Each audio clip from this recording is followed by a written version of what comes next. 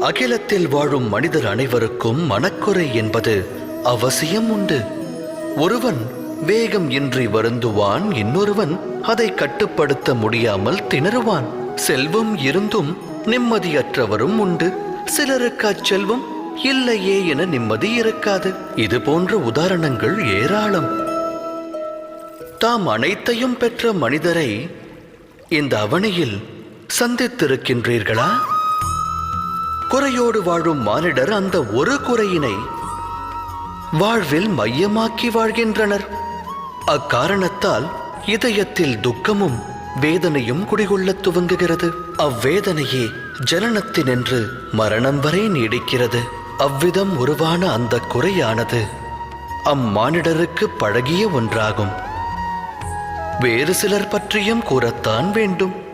உருவான குறையை ஒரு சிலர் தம் சாமர்த்தியம் கொண்டு வெல்கின்றனர். அவர்களுக்கும் ஏனையோருக்கும் என்ன வேறுபாடு? தாம் இது குறித்து சிந்தித்ததுண்டா? இதற்கான விடை மிக எளிது. எவர் குறையினை வென்று காட்டுகிறாரோ, தனது சாமர்த்தியம் கொண்டு அதை வீழ்ச்சியடையச் செய்கிறாரோ, அவர் அதை கடந்த நிலைக்கு செல்கிறார். ஆக குறை ஏற்படுவது விதிப்பயனே.